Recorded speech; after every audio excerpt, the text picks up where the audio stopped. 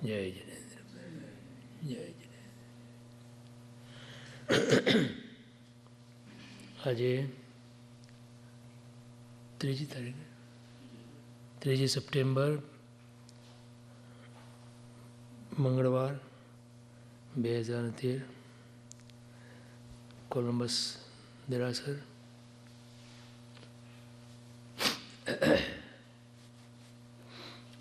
પરમ પૂજ્ય ખૂબ ઉપકારી પન્યાસી ભગવંત શ્રી ભદ્રંકર વિજય મહારાજ સાહેબ કૃત એમના ચિંતનમાંથી જે નીકળેલા રત્નકણિકાઓ, આત્મોત્થાનનો પાયો, એમાં 4 ભાવના વિશે આપણે વિચારીએ છીએ. એમાં કરુણા ભાવના ઉપર થોડો વિચાર કર્યો. પાન નંબર 101 છે મારું અહીંયા. આત્મદ્રષ્ટિ, આત્મતુલ્ય. આત્મદ્રષ્ટિએ બધા જીવો આત્મતુલ્ય છે, એટલે કે બધા જીવો મારા જેવા છે. મને જેમ સુખ અને દુઃખનો અનુભવ થાય છે એ જ પ્રમાણે દરેક જીવને એ સુખ અને દુઃખનો અનુભવ થાય છે. સુખ ગમે છે, દુઃખ ગમતું નથી. માટે જેમ મને નથી ગમતું દુઃખ, એમ બીજા જીવોને પણ દુઃખ નથી ગમતું. માટે આપણે આપણા વ્યવહારની અંદર, જીવન વ્યવહારની અંદર કોઈ પણ જીવ આપણાથી દુઃખી ન થાય એવો અભિગમ રાખવો જોઈએ. આત્મદૃષ્ટિએ બધા જીવો આત્મતુલ્ય છે એમ જાણીને દુઃખી જીવો પ્રત્યે જ્યારે કરુણા ભાવના સ્થિર કરવામાં આવે છે, ત્યારે પોતાનો દર્પ અથવા અહંકાર ચાલ્યો જાય છે અને બીજા પ્રત્યેનો તિરસ્કાર પણ દૂર થઈ જાય છે. અહંકારનું કારણ હું મોટો છું બીજા કરતાં. પછી કાં તો વયમાં મોટો હોય, જ્ઞાનમાં મોટો હોય, તપમાં મોટો હોય, પ્રતિષ્ઠામાં મોટો હોય, ધન સંપત્તિમાં મોટો હોય, કોઈ પણ પ્રકારે બધાય બાહ્ય પદાર્થોથી વિચાર કરે જે, ત્યારે પોતે પોતાની જાતને મોટો સમજે છે. તો જે મોટાઈ છે એ બધી બાહ્ય સંજોગો આધીન છે, બહારના પદાર્થોને આધીન એ મોટાઈ લખી છે. પણ જ્યારે તમે પોતાના આત્માની દ્રષ્ટિએ વિચારો તો દરેકના આત્માની અંદર જેવા આપણામાં અનંત ગુણો પડ્યા છે એવા જ અનંત ગુણો દરેક આત્મામાં પડ્યા છે. તો મારામાં પણ કોઈ એક ગુણ વધારે નથી અને બીજામાં એક ગુણ ઓછો નથી, તો મોટાઈ ક્યાં રહી?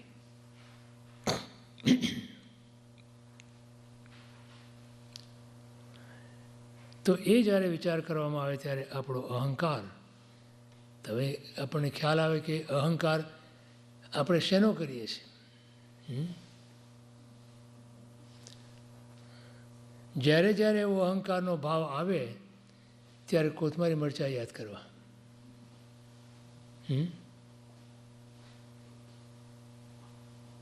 કોથમારી મરચાં એ જમાનામાં શાક લેવા જઈએ ને આપણે, તો કોથમરી મરચાં ઉપરથી મફતમાં માંગીએ આપણે. એ આપે નહીં, માંગીએ આપણે. હા, રિવાજ તો આપણે કર્યો છે, બાકી પેલા શાકવાળાને તેવો રિવાજ કંઈ ગમતો નથી હોતો. પણ એને બિચારા એમ થાય કે શાક લે છે તો કોથમરી મરચાં ઉપર મફતમાં આપ્યા. તો જ્યારે આપણો જીવ એ વનસ્પતિ કાયમાં હતો ત્યારે આપણે મફતમાં વેચાણ હતા. સમજાણું? એક વખત આપણો જીવ વનસ્પતિ કાયમાં હતો કે નહીં? અનંતવાર હતો, અનંતવાર હતો. એ વખતે આપણે કોથમરી મરચામાં હતા જ્યારે, ત્યારે આપણે મફતના ભાવની અંદર વેચાણ હતા. ક્યાં ગઈ તમારી પ્રતિષ્ઠા? શેની પ્રતિષ્ઠા છે? શેનું માન છે? શેનો અહંકાર છે?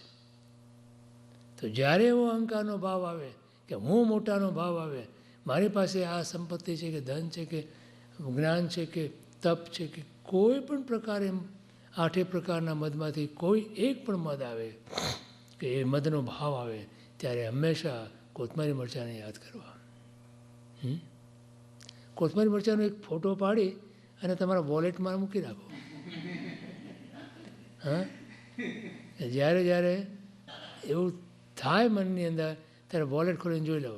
જેમ વોલેટમાં આપણે પોતાના પતિ પત્નીના, પોતાના બાળકોના આમ ફોટા આમ રાખીએ છીએ ને, એમ કોથમરી મરચાંનો ફોટો રાખવાનો. શું? તો જ્યારે આપણને એવો અહંકાર આવે ત્યારે કોથમરી મરચાંનો ફોટો જોઈ લેવાનો. એક ભાઈને એવી ટેવ હતી કે પોતાના વોલેટમાં પોતાની પત્નીનો ફોટો રાખે, અને ક્યારેય પણ એને બહુ તકલીફ આવે, કોઈ કષ્ટ આવે, કોઈ એવી સમસ્યા આવીને ઊભી રહે સામે, એટલે એની પત્નીનો ફોટો આમ વોલેટ ખોલી અને જોઈ લે, અને પછી એને શાંતિ થઈ જાય. તેની પત્ની એને પૂછ્યું એક વખત કે તમને મારા પર ખૂબ પ્રેમ લાગે છે, કારણ કે તમે ક્યારે બી કષ્ટ આવે છે કે ક્યારે બી તમને તકલીફ આવે છે ત્યારે તમે મારો ફોટો જુઓ છો અને તમારો કષ્ટ તમને દૂર થઈ જાય છે. તો એ ભાઈ કહે છે કે હું તારો ફોટો એટલા માટે જોઉં છું કે આનાથી વિશેષ તકલીફ કે આનાથી વિશેષ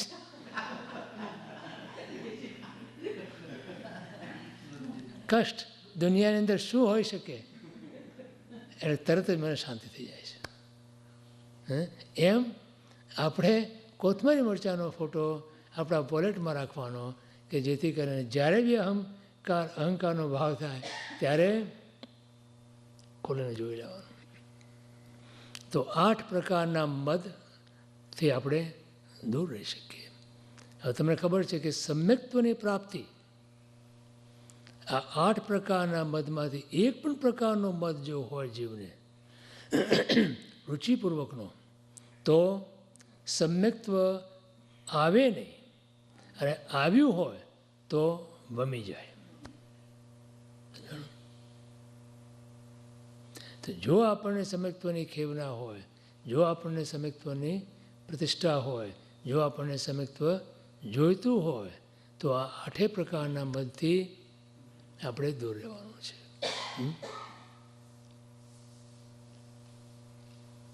અભિમાન એકમાત્ર કુળનું અભિમાન કર્યું તો ભગવાન જેવા ભગવાનને પણ સંકિતમાંથી પોતે વમી ગયા, અને લગભગ 1 કોડાકુડી સાગરોપમ પ્રમાણ સંસાર વધી ગયો.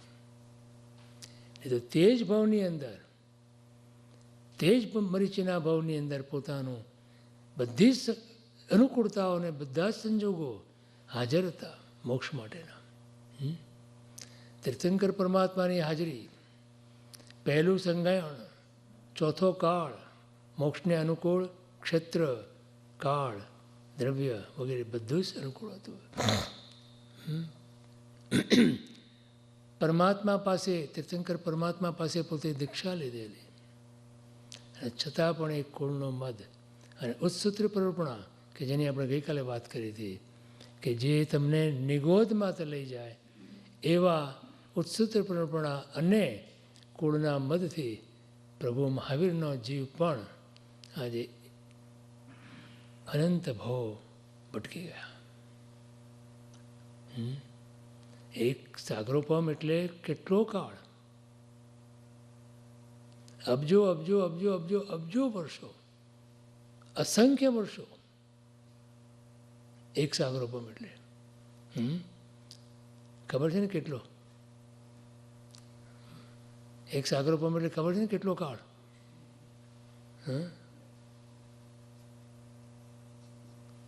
એક કોડા કોડી સાગરોપમ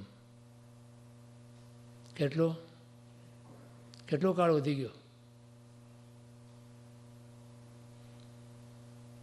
એક કોડાકોડી સાગરો પણ લગભગ એમાં 42,000 વર્ષ ઓછા.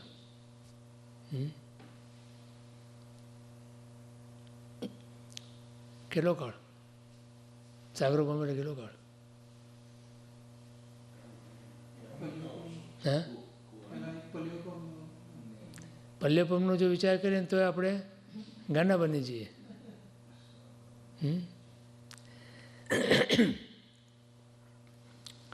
તો એ અહંકાર આપણો દૂર થાય, કરુણા ભાવનાની અંદર આપણે સ્થિર થઈએ અને બીજાઓ પ્રત્યેનો જે તિરસ્કારનો ભાવ હોય તે પણ દૂર થઈ જાય છે. પ્રત્યેક વસ્તુનું બળ સ્થાન વિશેષ પામીને જ હિતકર કે હાનિકર બને છે. સ્થાન ભેદે તે જ વસ્તુ હાનિકર મટીને હિતકર બને છે અથવા હિતકર મટીને હાનિકર થાય છે. એનો દૃષ્ટાંત આપે છે. વિષયો પ્રત્યેનો પ્રેમ હાનિકર છે, તે જ પ્રેમ પરમોપકારી એવા પરમાત્મા પ્રત્યે જો વળે તો હિતકારી છે. તો પ્રેમ તો એનો જ છે, માત્ર એની દિશા અને પાત્ર બદલાણું. એ જ પ્રમાણે સ્થાન ભેદ, એ જ પ્રમાણે વિષયો પ્રત્યે વિરક્તિ લાભદાયક છે, પરંતુ ધર્મ પ્રત્યે જ્યારે એ વિરક્તિ જાગે ત્યારે એ હાનિકર બને છે. પોતાના જ અને તે પણ વર્તમાનકાલીન જ દુઃખ વિષયક દ્વેષ સંક્લેશજનક બને છે, પરંતુ તે જ દ્વેષ જો સર્વ દુઃખી પ્રાણીઓના દુઃખ વિષયક બને અથવા પોતાના સર્વકાલીન દુઃખ વિષયક બને તો તે ચિત્તના સંક્લેશને દૂર કરનાર બને છે. બહુ સુંદર વસ્તુ એમણે મૂકી છે પન્યાજી મહારાજે.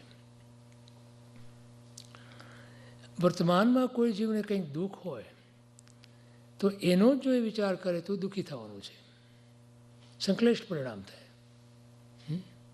કષ્ટ લાગે એને. પણ જ્યારે એમ વિચાર કરે કે જગતના કેટલાય જીવો એવા છે કે જે દુઃખી છે, એનો જ્યારે વિચાર કરે ત્યારે પોતાનું દુઃખ એને અલ્પ લાગે અને પોતાના ભવાંતરની અંદર જે કંઈ દુઃખો પૂર્વ ભવોની અંદર ભોગવ્યા છે 4 ગતિની અંદર, એનો વિચાર કરે તો પણ વર્તમાનની અંદર જે દુઃખ છે એને અલ્પ લાગે. સ્થાન ભેદે પણ દુઃખની પ્રત્યેનો આપણો અભિગમ, આપણી દૃષ્ટિ બદલાઈ જાય છે. તાત્પર્ય એ છે કે વર્તમાન કાળ અને કેવળ સ્વ વિષયક સંકુચિત વૃત્તિ, એટલે માત્ર વર્તમાન કાળનો વિચાર નહીં કરવાનો, અને જો કરવો હોય તો સર્વજીવોનો વિચાર કરો વર્તમાન કાળનો, અને સંકુચિત વૃત્તિ એટલે પોતાના જ દુઃખનો વિચાર કરવો માત્ર, અને અન્યના દુઃખો માટે કોઈ વિચાર ન કરવો. જ્યારે ત્રિકાળ વ્યાપકતા અને સર્વ સત્વ વિષયક વિશાળતા ધારણ કરે છે, પરંતુ તે જ દ્વેષ જો સર્વ દુઃખી પ્રાણીઓના દુઃખ વિષયક બને અથવા પોતાના સર્વકાલીન દુઃખ વિષયક બને તો તે જ ચિત્તના સંક્લેશને દૂર કરનાર બને છે. અને હવે એમ કહે છે કે તાત્પર્ય એ છે કે વર્તમાન કાળ અને કેવળ સ્વ વિષયક સંકુચિત વૃત્તિ જ્યારે ત્રિકાળ વ્યાપકતા અને સર્વ સત્વ વિષયક વિશાળતા ધારણ કરે છે, એટલે આપણી વર્તમાન કાળ પ્રત્યેની અથવા વર્તમાન કાળ સીમિત અને સ્વ વિષયક પોતાના જ દુઃખનો વિચાર એ હવે જ્યારે ત્રિકાળ વ્યાપકતા બને, એટલે કે ત્રણેય કાળનો વિચાર કરીએ આપણે, પૂર્વે આપણે જે દુઃખ ભોગવ્યા હતા એનો પણ વિચાર કરીએ અને ભવિષ્યમાં પણ આપણે દુઃખ ભોગવીશું એનો જો વિચાર કરીએ તો, અને અત્યારે દુઃખ ભોગવી રહ્યા છે એનો વિચાર, એટલે 3 કાળના દુઃખનો વિચાર કરીએ. એ ધર્મ ધ્યાનનો એક પાયો છે, ધર્મ ધ્યાનનો અપાય વિચય નામનો. અપાય વિચય નામનો ધર્મ ધ્યાનનો પાયો એમ આપણને કહે છે કે આપણે પૂર્વે પણ દુઃખ ભોગવ્યા છે, વર્તમાનમાં પણ દુઃખ ભોગવી રહ્યા છે અને અનંતકાળ આગામીમાં પણ દુઃખ ભોગવશું જો આપણે જે આપણી પાપ પ્રવૃત્તિઓ છે કે જે દુઃખનું મૂળ કારણ છે એમાંથી પાછા ફરી અને પોતાના આ સ્વભાવ પ્રત્યે જો આપણે નહીં વળીએ તો એ અપાય વિચય ધર્મ ધ્યાન છે. તો અહીંયા એ વસ્તુની વાત કરે છે કે સર્વ સત્વ વિષયક વિશાળતા ધારણ કરે છે. પછી એમાં જગતના સર્વ જીવો આવી જાય, જગતના સર્વ જીવોનો સર્વકાલીન સ્વરૂપ આવી જાય, અને એ વખતે આપણને એમ લાગે કે હું અત્યારે જે વર્તમાનમાં આ દુઃખ ભોગવી રહ્યો છું એની અપેક્ષાએ કોઈ એની કિંમત નથી અથવા તો કોઈ વિષાત્મા નથી. શાસ્ત્રોની અંદર નરક ગતિના દુઃખોનું વર્ણન આવે છે, અને તિર્યંચ ગતિના દુઃખો આપણે નજરે જોઈ શકીએ છીએ. દેવગતિના સુખો આપણે જોઈ શકતા નથી, તેમ દેવગતિની અંદર રહેલા જીવોની અંદર જે માનસિક દુઃખો છે, માનસિક યાતનાઓ છે, એનો પણ આપણને ખ્યાલ નથી. વર્તમાનની અંદર આપણે મનુષ્યોના દુઃખો જોઈ શકીએ છીએ, મનુષ્યને પડતા દુઃખો જોઈ શકીએ છીએ.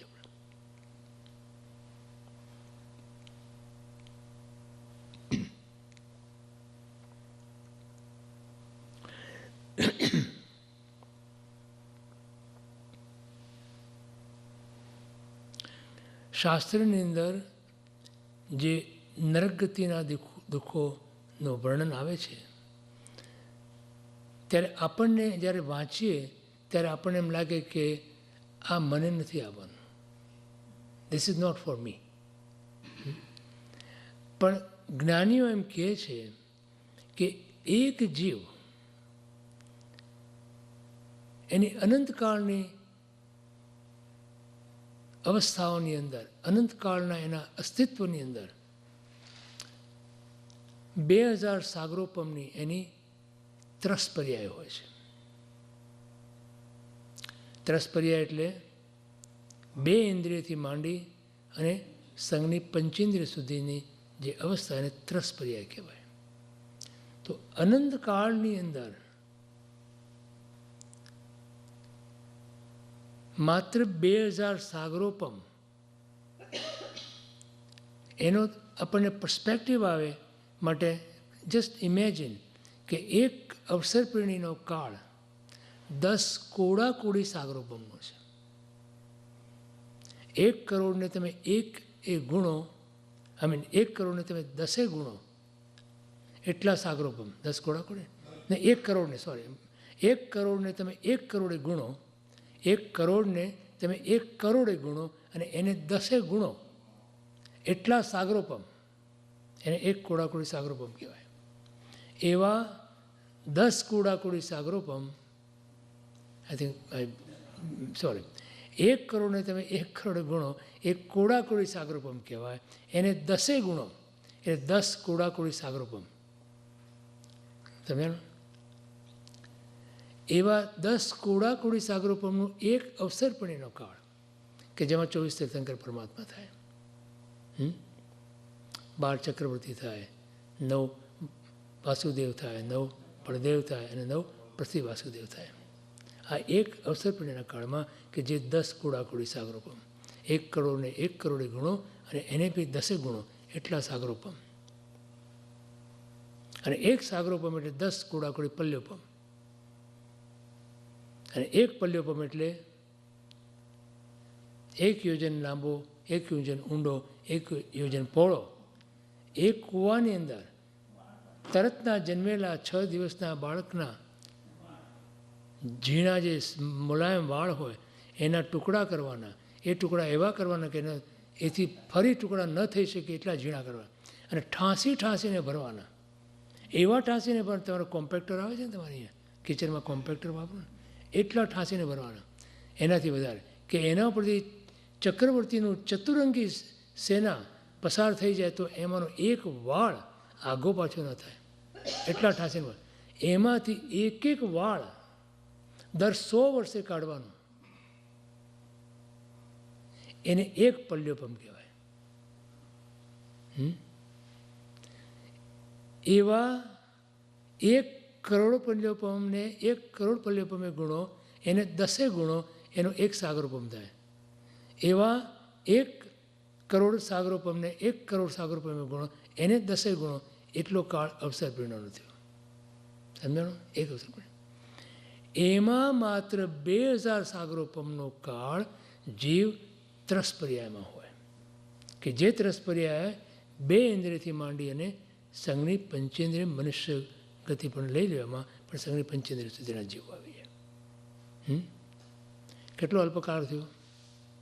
2,000 સાગરોપમનો કાળ કેટલો અલ્પ છે કે જે આપણને ત્રસપર્યાય એટલે આપણને એ મળે છે. બરાબર?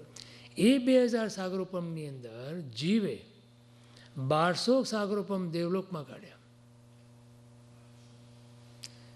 700 સાગરોપમ નરકમાં કાઢ્યા, અને 1 સાગરોપમની અંદર એ મનુષ્ય રેન્જ થયો. એમાં માત્ર વધુમાં વધુ 48 વખત એને મનુષ્ય ભાવ મળે. કેટલો? સમજ્યા છે? 2,000 સાગરોપમની ત્રસપર્યાયની અંદર માત્ર એને વધુમાં વધુ 48 વખત મનુષ્ય ભાવ મળે, અને 700 સાગરોપમ નરકમાં કાઢ્યા છે. એ નરકની યાતના એ નરકના દુઃખો આપણે ભોગવીને આવ્યા છે, આપણને યાદ નથી. હે? એ 48માંથી માત્ર મેં બી 2, 4, 5 એવા ભાવ મળે તમને કે જેમાં તમને આ બધા સંજોગો પ્રાપ્ત થાય. So how rare it is. કેટલું દુર્લભ છે આપણને જે આ મળ્યું છે, એ કેટલું દુર્લભ છે. રોજ આનો વિચાર કરો.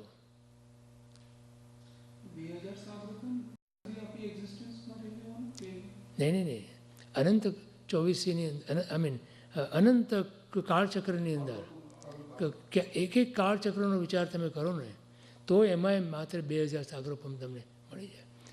અત્યાર સુધીની આપણા અવસ્થામાં નહીં, 2,000 સાગરોપમ પહેલાં તમને મળ્યા કરે તમને અવારનવાર. પણ એની સામે એકેન્દ્રિયની અંદર આપણે અનંતકાળ કાઢ્યો છે.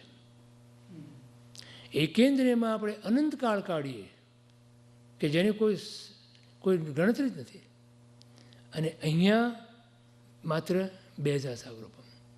એમાં તમે 2,000 2 ઇન્દ્રિયના પણ થાવ, શંખ છીપડા જેવા, 3 ઇન્દ્રિયવાળા પણ થાવ, કીડી વગેરે, 4 ઇન્દ્રિયવાળા થાવ, માખી વગેરે, મચ્છર વગેરે, અને 5 ઇન્દ્રિયની અંદર પણ નરગતિ પણ હોય, દેવગતિ પણ હોય, તિર્યંજ ગતિ પણ હોય, અને મનુષ્ય ગતિ હોય. પણ મનુષ્ય ગતિ આપણને માત્ર વધુમાં વધુ 48 વખત મળે, અને ઉપરાઉપરી મનુષ્ય ગતિ માત્ર 7 કે 8 વખત મળે. હવે કયો, બોલો, કરવા છે જલસા?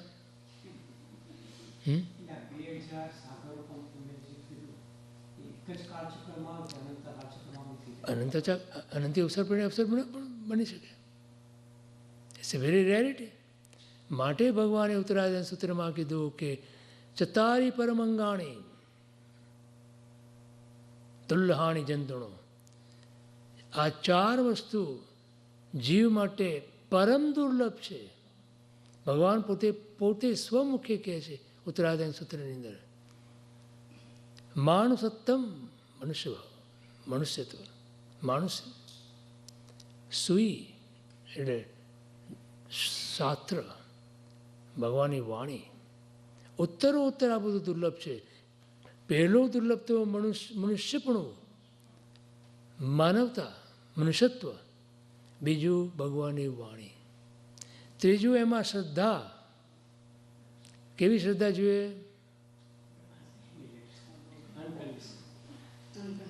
હા, કેવી શ્રદ્ધા જોઈએ? હા,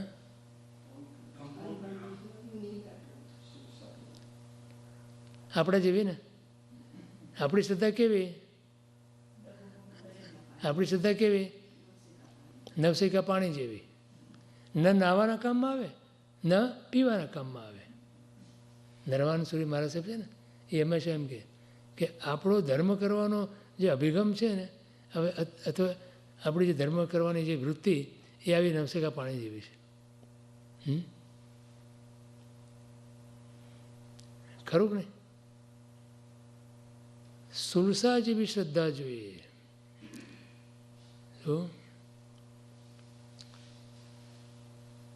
તો એ શ્રદ્ધા દુર્લભ છે. શ્રદ્ધા પરમ દુર્લભ શ્રદ્ધા પરમ દુર્લભ છે. અને એનાથી પણ વધારે વિશેષ દુર્લભ, ચોથું દુર્લભ એ સંયમેમી વીર્યમ. સંયમની અંદર વીર્યનું ફોરવવું એ એનાથી પણ વિશેષ દુર્લભ છે. બોલો શું કરવાનું છે હવે? બોલો શું કરશું આપણે?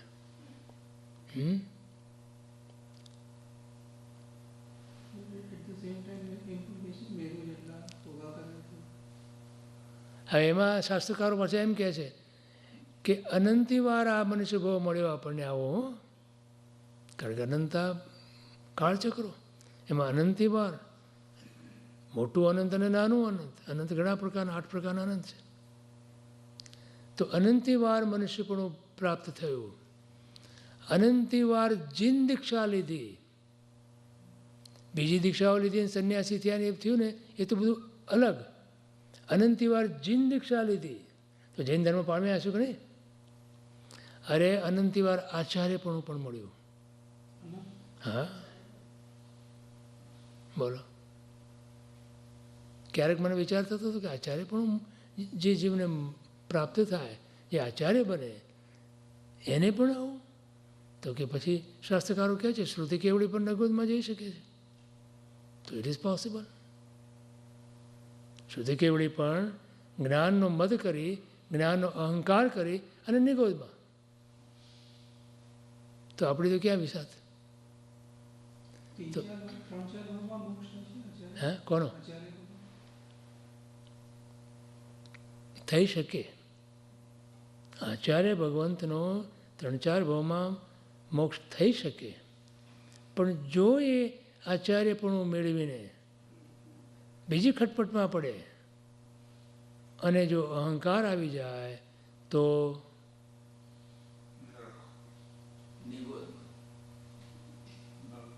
એનું કામ ન થાય. એવું આચાર્યપણું અનંતીવાર જીવે પ્રાપ્ત કર્યું, છતાં એનું ઠેકાણું ના પડ્યું. એનું કારણ શું? કે ધર્મ મળ્યો, અધ્યાત્મ ના મળ્યો. આપણે આ પરિષદની અંદર આ વાત ફરી વારંવાર આપણે કહીએ છીએ અને આપણે એને દોહરાવીએ છીએ. ધર્મ મળવો સહેલો છે અને કરવો પણ સહેલો છે. અધ્યાત્મ મળવો અઘરો છે, અધ્યાત્મ પામવો અઘરો છે, અધ્યાત્મના માર્ગે જવું પણ અઘરું છે.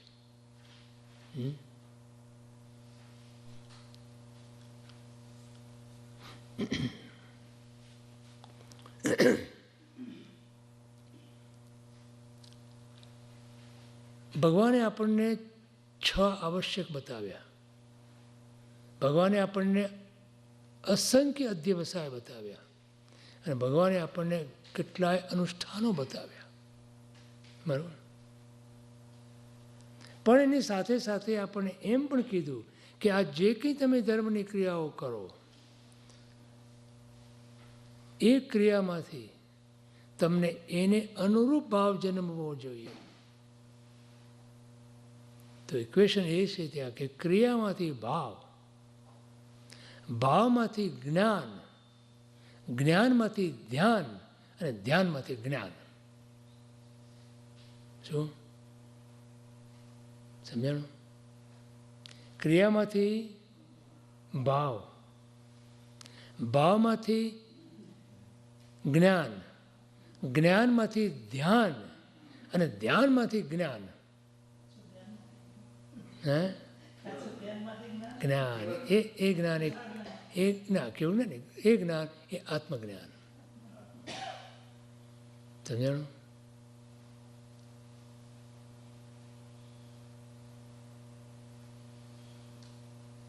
બોલો.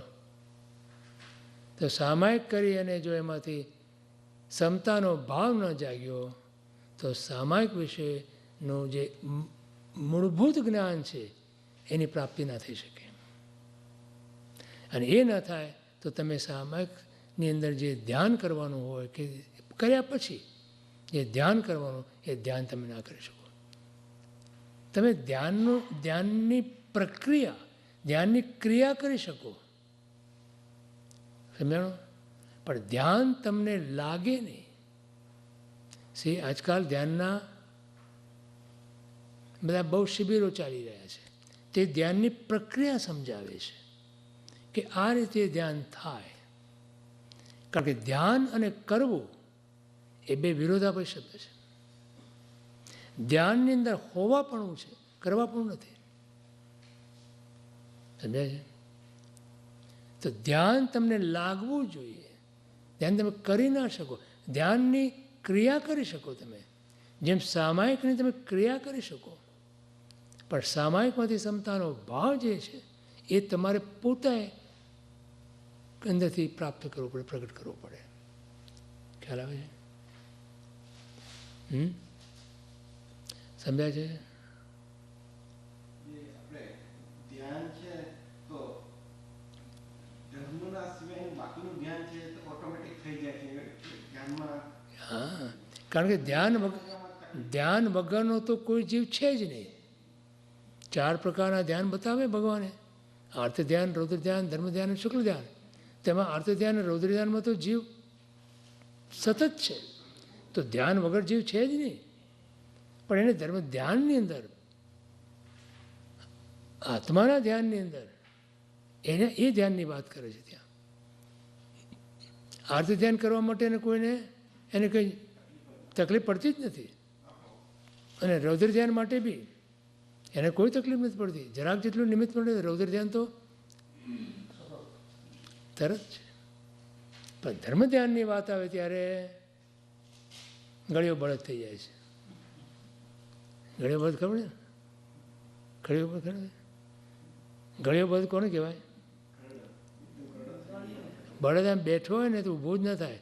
ઓલો એનો માલિક એનો પરોણા ઠોક આમ માર્યા જ કરે પણ ઊભો જ ના થાય.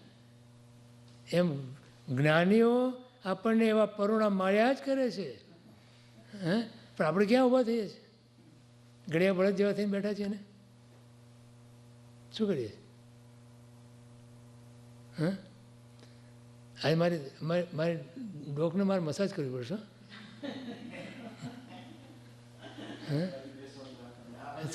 વાંધે મારે રોજ કોક જોઈએ. મને કોક જોઈએ એવું. ગઈકાલે તમારો વારો હતો, પરમ દિવસે એનો વારો હતો. હા, શું કરવાનું? બરાબર.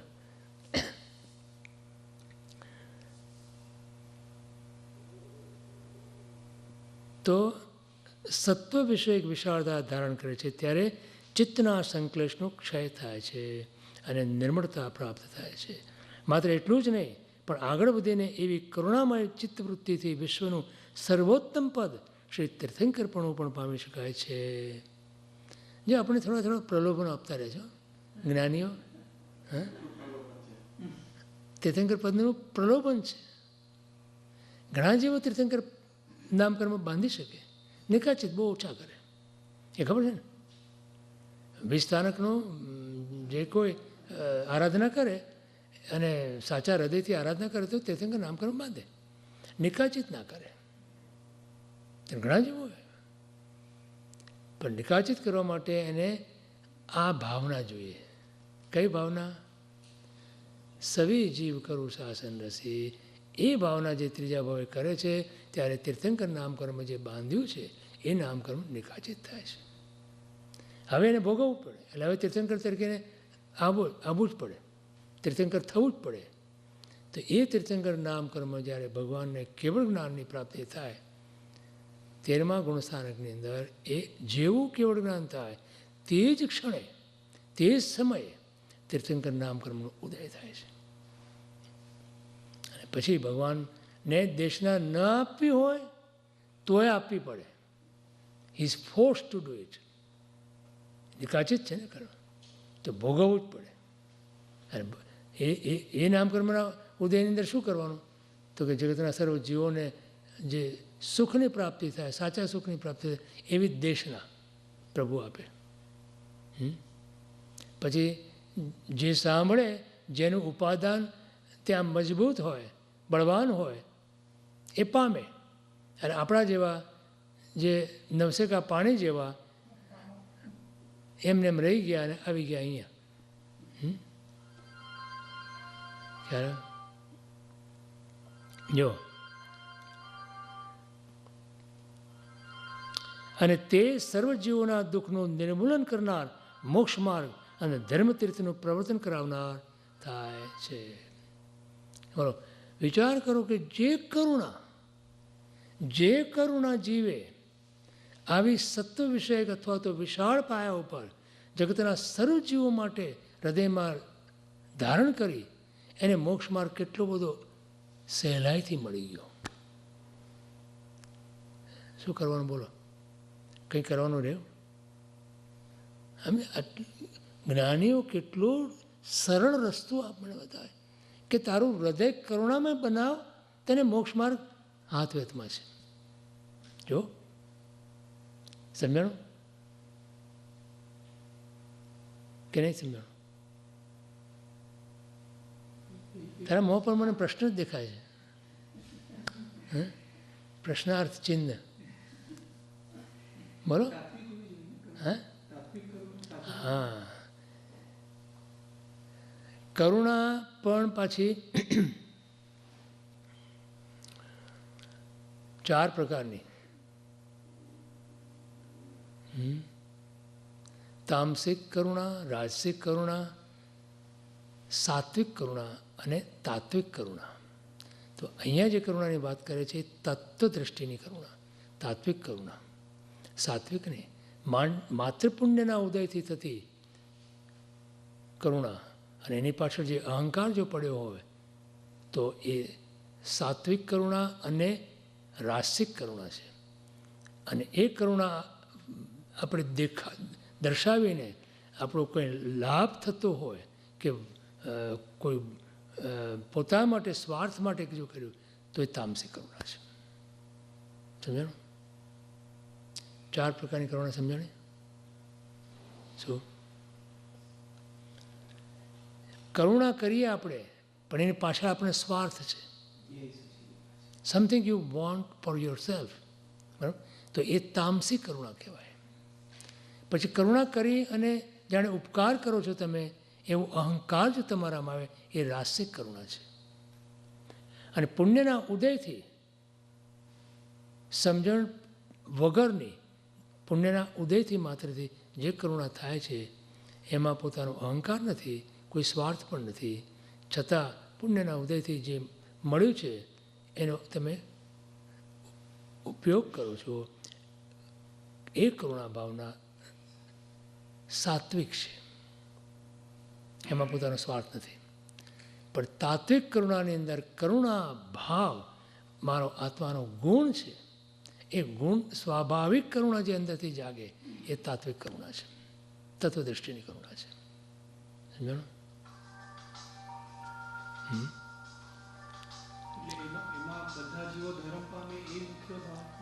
આ બધા જીવોને સાચો મોક્ષ માર્ગ મળે, જે પ્રભુએ જે કરુણા વરસાવી એ આ હતી.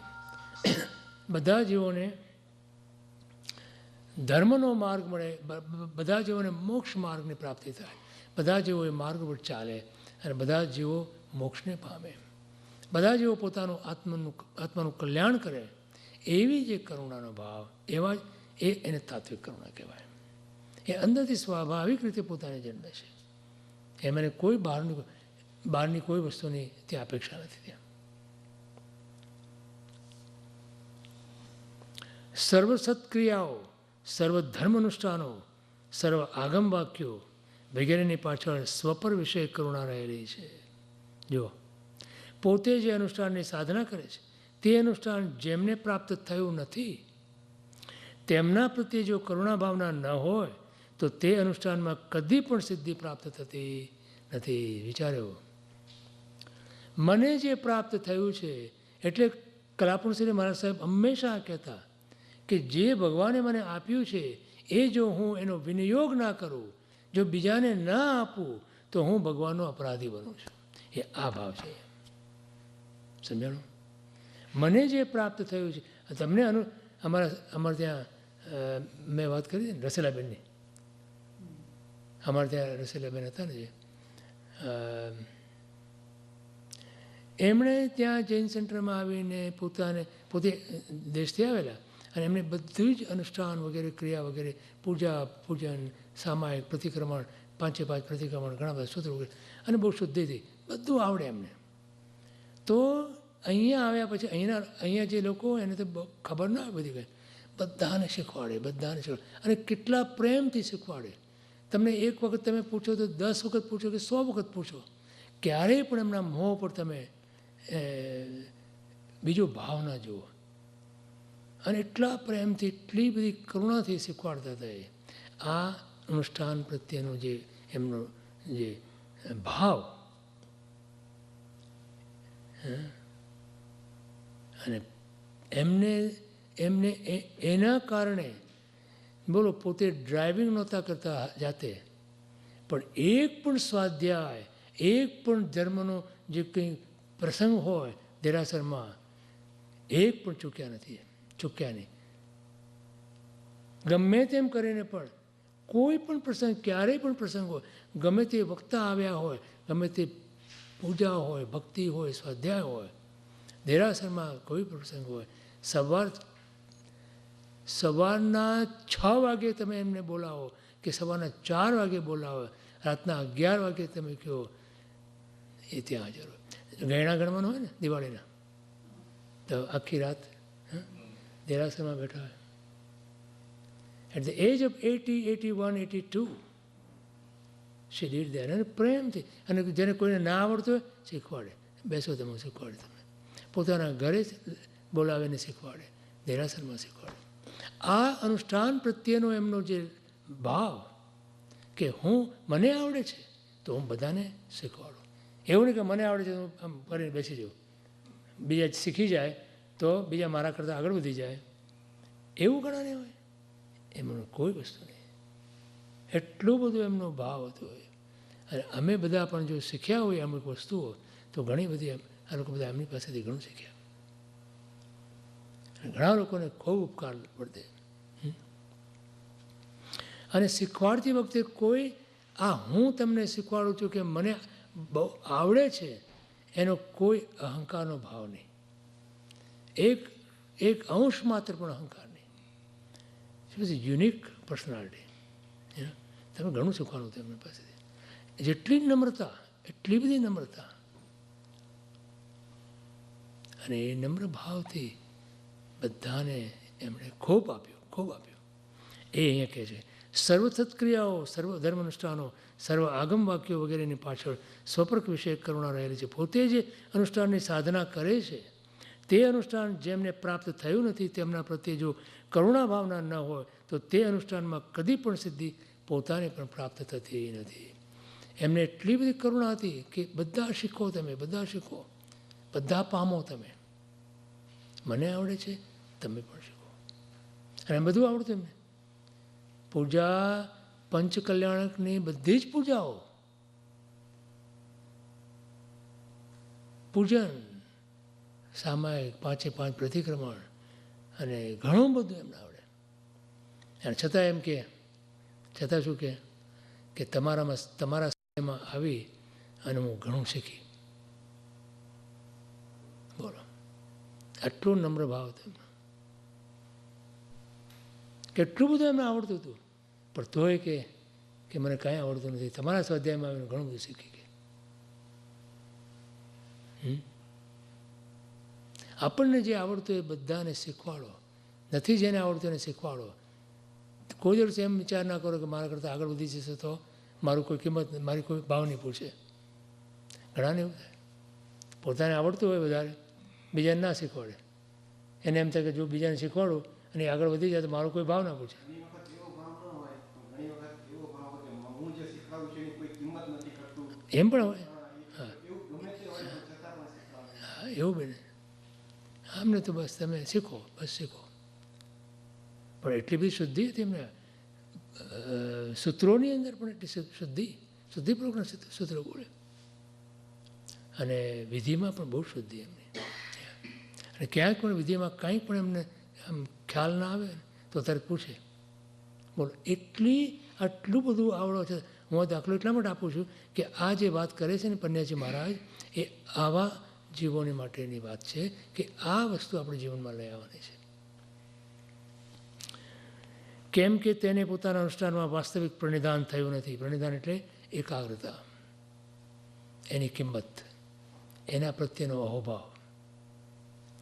તે અનુષ્ઠાનની તાત્વિક મહત્તા કે દુર્લભતા તેને સમજાઈ નથી, અથવા તે અનુષ્ઠાનની પાછળ તેને કોઈ દુષ્ટાશય, પરાપ્રકર્ષ કે સોત્કર્ષાદી મલિન આશય હજુ ટળ્યો નથી કે શુભ ભાવ પ્રગટ્યો નથી. જે આપણે વાત કરીએ તામસિક, રાસિક, સાત્વિક અને તાત્વિક. આ કરુણા ભાવનાથી સ્વોત્કર્ષ એટલે પોતાનો ઉત્કર્ષ અને પરાપકર્ષાદી દુષ્ટ ચિત્તવૃત્તિઓનો વિલય થઈ જાય છે, અને શુદ્ધ પ્રેરણાના પ્રભાવે ધર્માનુષ્ઠાનની સિદ્ધિ નિર્વિઘ્ન બને છે. માત્ર આ ભાવથી આપણે જે કોઈ અનુષ્ઠાન કરીએ એ અનુષ્ઠાન પણ આપણને સિદ્ધિ આપે. હીન ગુણી પ્રત્યે તિરસ્કાર અને દુઃખ. એમને કોઈને ના આવડતું હતું કે તને કંઈ કશું આવડતું નથી, તું તો આવો ભૌટ છે કે તું આમ છે તેમ નહીં. હા, 3 વખત તેને કીધું તો તેને ખબર નથી પડતી. કેટલી વાર મારે તને કહેવું, ફરી તારું પાછું એ પાછું એ. દુઃખીના દુઃખ પ્રત્યે ઉપેક્ષા કરનાર જીવનો મોક્ષ હજી ઘણો દૂર છે એમ કહી શકાય. ક્યારેય પણ કોઈનો તિરસ્કાર નહીં કરવાનો.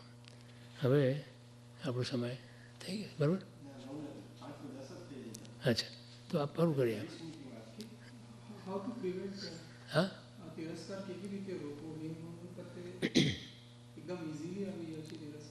ઇઝીલી આવી જાય ને. જો જે બીજાનો તિરસ્કાર કરે છે તે પોતે જ તિરસ્કારને પામે છે, એ સમજી લો. જો આપણો કોઈ તિરસ્કાર કરે તો સમજી લેવાનું કે પૂર્વે આપણે કોઈનો તિરસ્કાર કર્યો છે, તો હવે હું કોઈનો તિરસ્કાર ના કરું. મને આ નથી ગમતું, કોઈ મારો તિરસ્કાર કરે તે મને નથી ગમતું, તો હું પણ કોઈનો તિરસ્કાર ન કરું. કારણ કે જો હું કોઈનો તિરસ્કાર કરું તો આવતા ભાવની અંદર કે ભાવાંતરની અંદર કોઈ મારો તિરસ્કાર કરનાર મળશે, અને એ મને નહીં ગમે. જે દુઃખીઓની ઉપેક્ષા કરે છે તેને દુઃખ વખતે બીજાઓની સહાય મળતી નથી. જો ઘણી વખત કોઈને દુઃખ પડે ને, પછી એને ખૂબ આજુબાજુ સહાય મળી જાય, ઘણી સહાય મળે. અનુભવની વાત છે.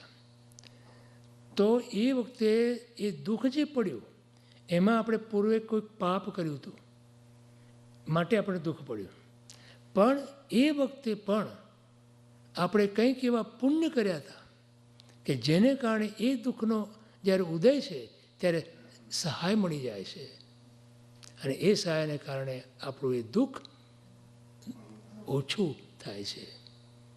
સમજ્યા છે? વિચાર કરો કે કોઈને રોગ થયો છે અને એ રોગ વખતે કોઈ એને સહાય નથી, અને વિચાર કરો કે કોઈને રોગ થયો છે અને એને બધી જ સહાય ત્યાં મળી રહે છે.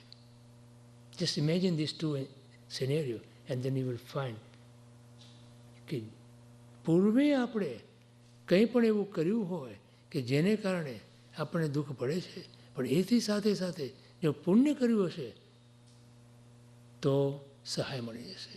અને જો એવું નહીં બન્યું હોય તો આ ભાવમાં દુઃખ એકલાય ભોગવવું પડશે. અને ત્યારે આપણા મનની અંદર અન્ય જીવો પ્રત્યે પાછો તિરસ્કારનો ભાવ આવશે. જો પરંપરા કેવી ચાલે છે, જ્યારે આપણને કોઈ રોગ કે એમથી પીડાતા હોઈએ અને કોઈ સહાય ન મળે ત્યારે આપણને અન્ય જીવો પ્રત્યે તિરસ્કારનો ભાવ થાય છે. ભલે આપણા કુટુંબના લોકો પણ હોય અને એમાંથી કોઈની આપણને સહાય ના મળે ત્યારે આપણે એ કુટુંબના સભ્યો ઉપર પણ જે તિરસ્કારનો ઘૃણાનો ભાવ થાય છે એ ફરી આપણને એવું જ કર્મ બંધાવે છે કે ફરી જ્યારે એનો ઉદય આવે ત્યારે આપણે પણ એ સંજોગોની અંદર એકલા દુઃખી થવાનું આવે. તો શા માટે તિરસ્કાર નહીં કરવો? મારે તિરસ્કારનો ભોગ ના બનવું હોય તો હું તિરસ્કાર ના કરું, અને મને તિરસ્કારનો ભોગ બનવાનું ગમતું હોય તો કરો. કરુણા ભાવનાના અભ્યાસથી આ તિરસ્કાર અને ઉપેક્ષારૂપ અશુભ ચિત્તવૃત્તિઓનો વિલય થાય છે. તેથી તે કરુણા ભાવનાને કેળવવી તે પરમ કર્તવ્ય બને છે. હિતોપદેશનું દાન એ સર્વશ્રેષ્ઠ કરુણા છે. ભગવાનનું એ ત્રીજું વિશેષણ છે. વિતરાગ, સર્વજ્ઞ અને હિતોપદેશક. હિતનો ઉપદેશ આપવાવાળા પરમ કૃપાળુ પરમાત્મા અને કરુણા માત્ર એમાં કામ કરે છે. એમને કોઈ બીજું કામ નથી. એમને કોઈ હિતનો, જગતના સર્વજીવોનું હિત થાય એવો ઉપદેશ આપવા માટે એમને કોઈ જરૂર નથી. પોતે કૃત્ય થઈ ગયા છે. ધારો કે ન આપે, દેશના ન આપે, માર્ગ ન બતાવે તો કોઈ એવું જરૂરી નથી કે એમને એવું કરવું પડે. નામકર્મનો ઉદય બાજુ પર રાખીએ, પણ એ સિવાય કોઈ એવી જરૂર નથી એમને. આપણને બધું મળી ગયું પછી બીજાનું જે થવાનું થાય. પણ પ્રભુનું એ વિશેષણ છે અકારણ વત્સલ. કોઈ કારણ વગર, એમને કોઈ કારણ નથી, છતાં પણ આપણા ઉપર એ વાત્સલ્યનો ધોધ વરસાવે છે. અને આપણે ભગવાન પાસે જઈ અને દયાની માગણી કરીએ છીએ. આપણે ભગવાન પાસે જઈ અને આપણા કોઈ ગુનાહ કર્યા હોય તો એની માફી માંગીએ છીએ અને આપણે એમ ઈચ્છીએ છીએ કે પ્રભુ મને માફ કરતું, બરાબર. અને આપણો કોઈ એક નાનો અમથો પણ અપરાધ કર્યો હોય તો આપણે એને માફ કરવા માટે તૈયાર નથી. આવું ડબલ સ્ટેન્ડર્ડ.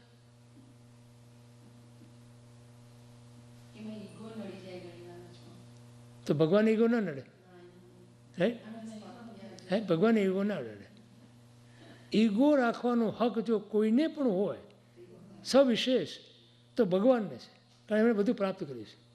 આપણે કંઈ પ્રાપ્ત તો કર્યું નથી અને અહંકાર કરીને બેસીએ છીએ. અને કોઈનો એક અમથો આટલો અપરાધ હોય તો આપણે માફ નથી કરી શકતા. અને પાછા ભગવાન પછી હે પ્રભુ શું કહું, દીનાનાથ દયાળ, હું તો દોષ અનંતનો ભાજન છું કરુણાળ, શુદ્ધ ભાવ મુજમાં નથી કરું સર્વતું જરૂર. બધા દોષનું ત્યાં વર્ણન કર્યું છે કે પ્રભુ તું મને આ બધા દોષથી માફ કર. કેમ અલ્યા તને શું કામ માફ કરે? તું કોઈનો એક અપરાધ કે કોઈ દોષ કર્યો હોય તારા ઉપર તો તું માફ કરવા તૈયાર નથી, ભગવાન પાસે કેમ જાય તું માફી માંગવા? પહેલાં તું તારા જીવનમાં બીજાઓના અપરાધોને માફ કરવાનું પહેલાં શરૂ કર, પછી ભગવાન પાસે જા. પછી તું કે હે પ્રભુ હું શું કહું, દીનાનાથ દયાળ.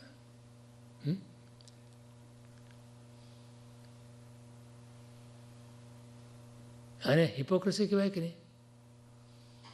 શું કહેવાય ને? શું કહેવાય ને? કહેવાય કે નહીં? બોલો.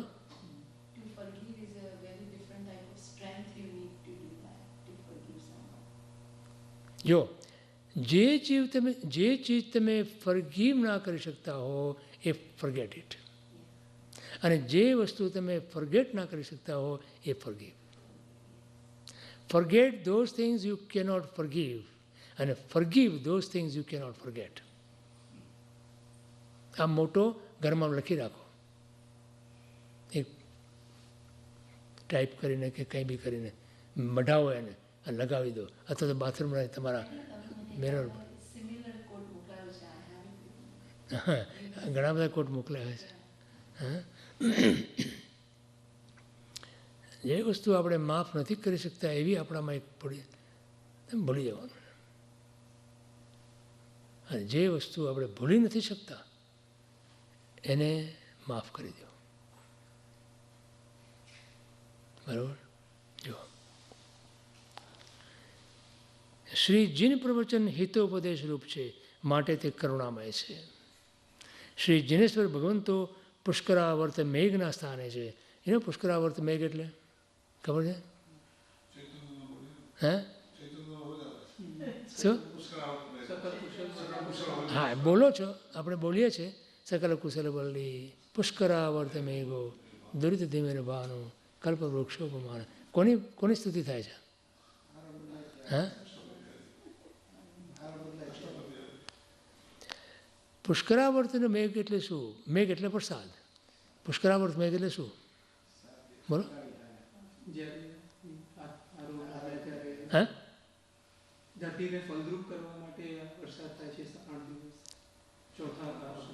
એક વખતે વરસાદ થાય તો કેટલા વર્ષ સુધી વરસાદ ન હોય તો પણ ધન ધાન્યની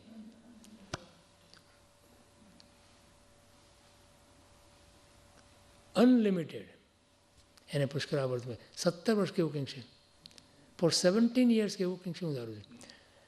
એક વખતે વરસાદ છે પુષ્કરાવર્ત મેઘ વરસે તો કંઈ 17 વર્ષ સુધી જો વરસાદ ન પડે ને, મારું ધ્યાન છે 17 વર્ષ, કદાચ મારી ભૂલ પડે, તો પણ એમાં ધરતીમાંથી ધન ધાન્ય વગેરે એવા ને એવા તમને મળે, ઉગે. એટલી ફળદ્રુપ કરી નાખી જમીનને. બોલો. તો ભગવાનની વાણીને આ ઉપમા આપી છે કે પ્રભુ તમારી વાણી આ પુષ્કરાવર્ત મેઘ જેવી છે. એક વખત વરસ્યા અમારા પર વરસે પછી અમારે તો કાયમનું સુખ થઈ જાય. જો તે મેઘમાંથી હિતોપદેશ રૂપી અમૃતની વૃષ્ટિ થાય છે. તે વર્ષા વડે ભવ્ય જેવો પરમ શાંતિને પામે છે. જ્ઞાનની સેવા એ શ્રી તીર્થંકર દેવોની સેવા છે, અને જ્ઞાનની ઉપેક્ષા એ શ્રી તીર્થંકર દેવોની ઉપેક્ષા છે. એ વાક્ય પણ કરુણાના મહાત્મ્યને જ કહે છે. ભગવાનને પ્રશ્ન કરવામાં આવ્યો હતો પ્રભુને કે પ્રભુ દુઃખીની, જ્ઞાન એટલે દુઃખી અથવા તો રોગી, હા, દુઃખી અથવા રોગી, એની સેવા કરવી, એક બાજુ એની સેવા મારે કરવાની છે અને એક બાજુ પ્રભુ આપની સેવા કરવાની છે, તો મારે શું કરવું? તો ભગવાને જ્યારે જવાબ આપે છે પ્રભુ કે જ્ઞાનની તું સેવા કરીશ એમાં મારી સેવા ગણાશે. એને આપણે ત્યાં અન્ય દર્શનોમાં દરિદ્ર નારાયણ કહે છે. દરિદ્ર નારાયણ એટલે નારાયણ એટલે ભગવાનનું સ્વરૂપ. દરિદ્ર એટલે ગરીબ. ગરીબની સેવા કરવી એટલે ભગવાનની સેવા કરવી એમ કહે છે.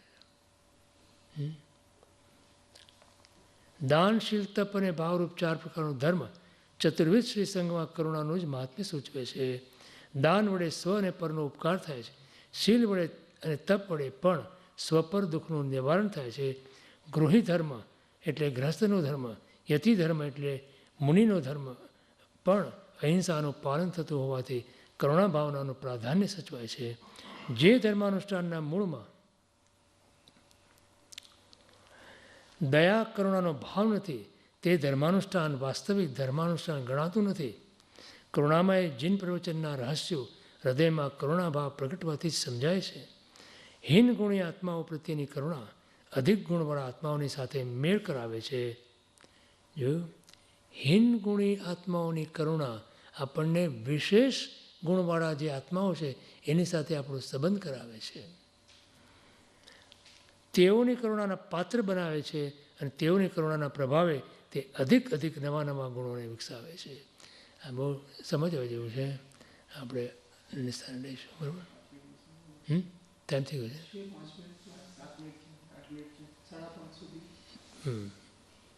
જો અહીંયા શું કહે છે કે જે ધર્માનુષ્ઠાનના મૂળમાં દયા કરુણાનો ભાવ નથી, તે ધર્માનુષ્ઠાન વાસ્તવિક ધર્માનુષ્ઠાન ગણાતું નથી.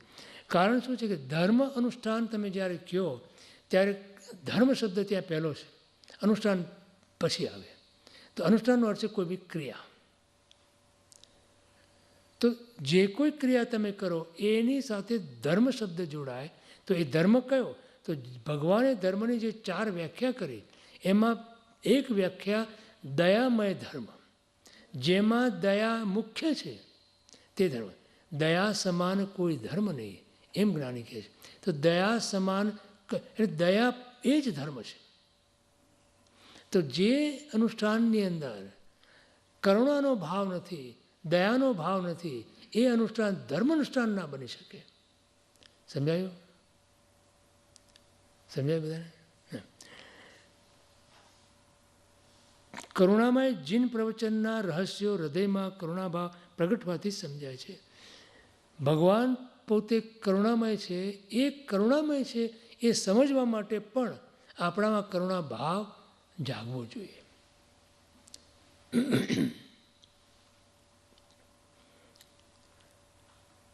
એક ગરીબ માણસ હોય ને એ બીજા ગરીબ માણસના દુઃખને સમજી શકે. એક શ્રીમંત હોય ને એ બીજા શ્રીમંતની પડતી જે તકલીફો કે કષ્ટ એ સમજી શકે. ખ્યાલ? એટલે તમારે ભગવાનની કરુણાને સમજવી હોય તો તમારા હૃદયમાં પણ કરુણા ભાવ હોવો જોઈએ. નહીં તો તમને ભગવાનની કરુણા સમજાય નહીં. સમજાય છે આ વાત? પછી શું કહે છે? હીન ગુણી આત્માઓ પ્રત્યેની કરુણા, એટલે આપણાથી જે લોકો દુઃખી છે વધારે એ જીવો પ્રત્યે આપણે જે કરુણાનો ભાવ કરીએ છીએ એના કારણે આપણામાં જે ગુણની પ્રાપ્તિ થાય છે એથી આપણાથી અધિક ગુણવાળા જીવો આપણા પ્રત્યે કરુણાનો જે ભાવ રાખે આપણે એની સાથે સંબંધ જોડાય છે. સમજાણું? આપણે જ્યારે કોઈના પ્રત્યે કરુણા કરીએ આપણામાં એક ગુણ પ્રગટ થાય છે. તો ગુણ ગુણને ખેંચે છે, ગુણ ગુણીને ખેંચે છે. તો આપણે જ્યારે ગુણ પ્રગટ કરીએ આપણા, તો બીજા અધિક ગુણવાળા જીવો પણ આપણા એક ગુણ જોઈને આપણા તરફ આકર્ષાય છે અને આપણને આકર્ષે છે. તો આપણે એની સાથે એનો સંબંધ થાય છે. સમજાય છે વાત?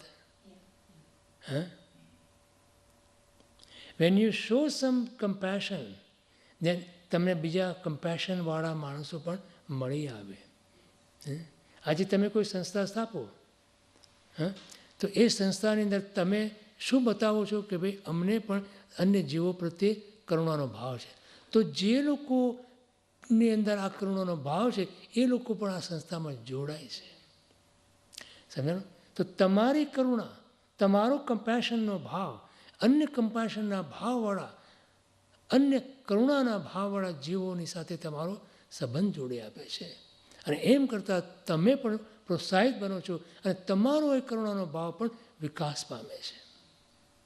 અને જેમ જેમ તમારો કરુણાનો ભાવ વિકાસ પામે એમ એમ તમને વિશેષ જીવો તમારા સંસ્થામાં આવે છે. એક સંસ્થા કચ્છમાં છે ને બિદડાની, એ વિજયભાઈ જ્યારે સંસ્થા સ્થાપી ત્યારે 36-37 વર્ષ પહેલાં, તમને ખબર છે, બહુ જ નાના પાયા ઉપર, પણ જેમ જેમ એમણે એ કરુણાનો ભાવ કરીને લોકોની સેવાનો ભાવ ઉપાડ્યો, લોકો મળતા જ ગયા. આજે તો ઇટ હેઝ બીકમ સચ એ લાર્જ એન્ટિટી અને કેટલા લોકો એમાંથી લાભ પામે છે. મોટી હોસ્પિટલ, મોટી આઈ હોસ્પિટલ ને સર્જિકલ વોર્ડ ને આ ખૂબ બધું વધ્યું છે ત્યાં. એકરો ને એકરો.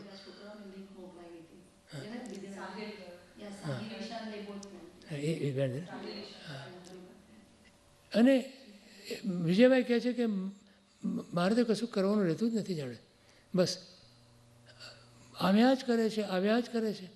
એમને ન તો કોઈ ડૉક્ટરનો, ત્યાં અમેરિકાથી બધા ડૉક્ટરો જાય છે દર વર્ષે ત્યાં કેમ્પ કરવા માટે, અને બધું જ ફ્રી ઓફ ચાર્જ મોટા ભાગે, બહુ નોમિનલ ફી હોતો હોય, બાકી લગભગ ઇક્વિપમેન્ટ્સ, કંપનીઓ ઇક્વિપમેન્ટ્સ દાન કરે છે, જે અઘરા I mean difficult to get those equipments એ એમને આવ્યા કરે છે ત્યાં. આજે એટલી બધી મોડર્ન ત્યાં બનાવ્યું છે લોકોએ હોસ્પિટલ વગેરે. પણ આ શું એક અનામતથી જોયું તો આ એ બતાવે છે કે તમે કરુણાનો ભાવ તમે તો અન્ય કરુણાના ભાવવાળા જીવો તમારી સાથે જોડાય અને જોડાય છે. તેઓની કરુણાના પાત્ર બનાવે છે અને તેઓની કરુણાના પ્રભાવે તે અધિક નવા ગુણોને વિકસાવે છે. ધર્મી અને અધર્મી, બહુ સરસ આપ્યું છે. ધર્મી અને અધર્મી બંને સંસારમાં વસે છે, પરંતુ ધર્મી એ સ્ટીમરમાં બેઠેલા છે અને અધર્મી એ પાણીમાં ડૂબતા છે. ડૂબતાને જલચર જીવો ખાઈ જાય, સ્ટીમરમાં બેઠેલાને જલચર જીવોનો ભય નથી. અહીં જલચર જીવોના સ્થાને આર્ત રૌદ્ર ધ્યાનના પ્રસંગો ગણી લેવાના. હે